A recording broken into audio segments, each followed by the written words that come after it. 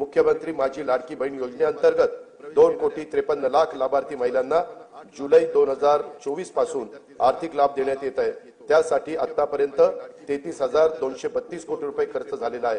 2025-26 मध्ये या योजनेच्या करता 36,000 कोटी रुपयाचा नियतव्यय प्रस्तावित आहे। या योजनेमधून मिळणाऱ्या अनुदानाचा उपयोग काही जरा बजेट होऊ द्या ना। मुख्यमंत्री माझी लाडकी बहीण ही योजना महायुतीच्या सरकारची अतिशय महत्त्वाकांक्षी अशी योजना आहे आणि आज जवळपास 2,52,00,000 पेक्षा अधिक महिलांना आम्ही दर महिन्याला हा लाभ त्या ठिकाणी पोहोचवत आहोत। खरं तर विरोधकांनी तर अशा पद्धतीच्या सुद्धा वावड्या उठवल्या होत्या किंवा अशा पद्धतीचा सुद्धा अपप्रचार सुरू केला होता की निवडणुका झाल्यानंतर महायुतीचं सरकार आल्यानंतर महायुतीचं सरकार ही योजना बंद करेल, अशा पद्धतीचा अपप्रचार त्यांनी सुरू केला होता।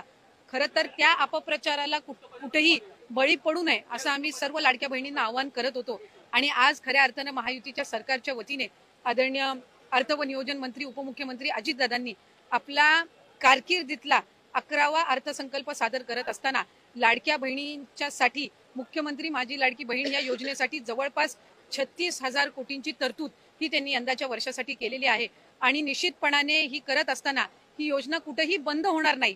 जो प्रचार विरोधकांकडून करण्यात आलेला होता की डिसेंबर महिन्यानंतर या योजनेचा लाभ मिळणार नाही, या उलट जानेवारी असेल त्याचबरोबर फेब्रुवारी आणि मार्च महिन्याचा एकत्रित असा लाभ याचं वितरण सुद्धा आम्ही 2 दिवसापूर्वीच सुरू केलेलं आहे आणि लाडक्या बहिणींच्या खात्यामध्ये फेब्रुवारी महिन्याचे 1,500 हे त्या ठिकाणी 2 दिवसातच पोहोचलेले आहेत आणि मार्च महिन्याचे 1,500 सुद्धा ते पोहोचवण्याचं काम सुद्धा प्रगतीपथावर आहे।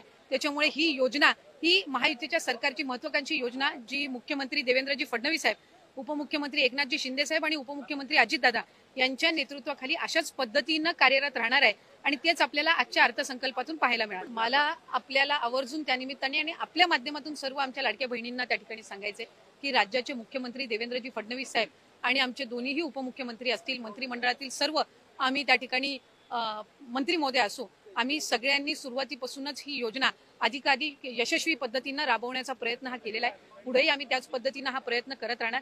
1,500चा हप्ता हा महिलांच्या थेट खात्यामध्ये निवडणुकीच्या नंतर सुद्धा जवळपास 3 ते 4 हप्ते हे महिलांच्या खात्यामध्ये आज वितरित झालेले आहेत आणि त्याची प्रक्रिया सुरू आहे। अशाच पद्धतीने ही योजना पुढेही सुरू राहणार आहे।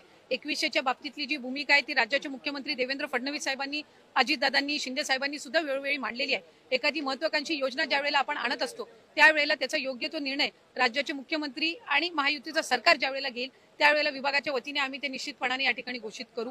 आज 1,500चा लाभ देत असताना सुरुवातीला तर विरोधक म्हणायचे की हे 1,500 पण तुम्हाला मिळणार नाहीत, पण त्यानंतर आम्ही ही योजना यशस्वीरित्या राबवली।